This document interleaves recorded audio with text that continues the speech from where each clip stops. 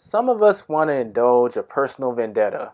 Other of us want to destroy the whole world. Which one of us is better? What's up, guys? This is Elijah here with EB Reviews. And today we're going to take a look at Yu-Gi-Oh! Seasons ranked based on threat level.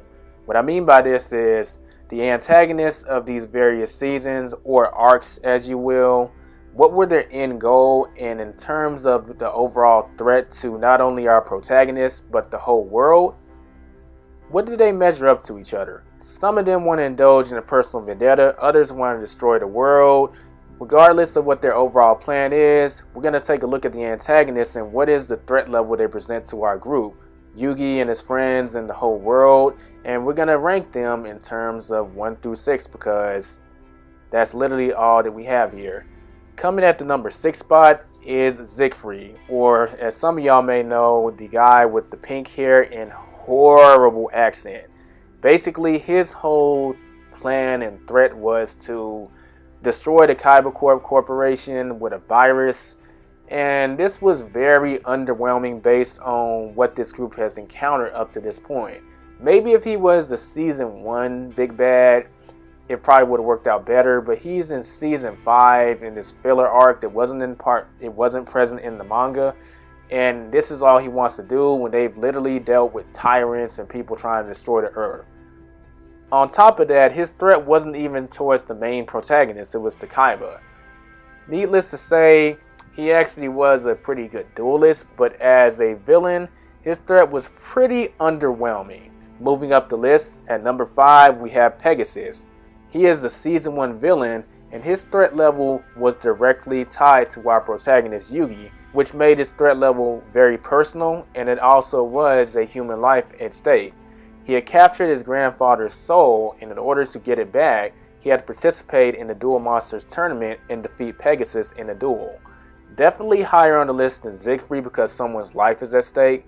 Maybe not necessarily death, at least not in the American version, but someone being trapped in the Shadow Realm or trapped in the cars, whatever you want to say.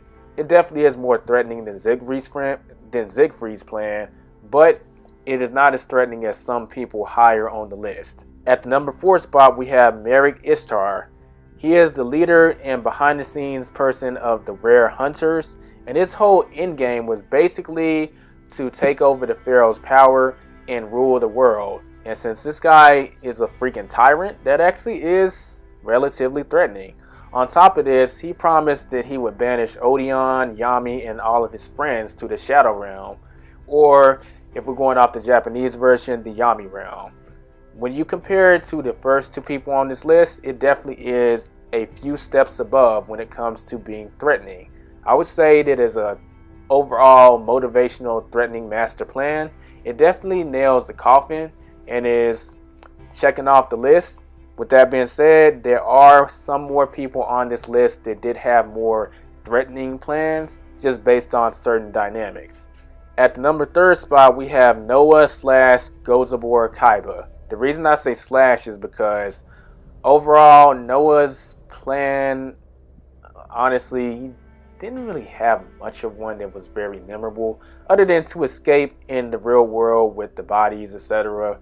And you know, the Big 5 were, or whatever they were called, they had that plan too, but I don't know, it just wasn't threatening. Kaiba's father's plan was to, in the American version, digitize the world. In the original version, he wants to actually nuke the planet, and he could do so from the digital realm by taking control of various machinery. Obviously, that is more threatening than Merrick's plan because one scenario, you have a tyrant that wants to rule the world, which is bad, but on the other one, he just wants to straight up destroy it. I'll let you do the math as far as which one is more threatening.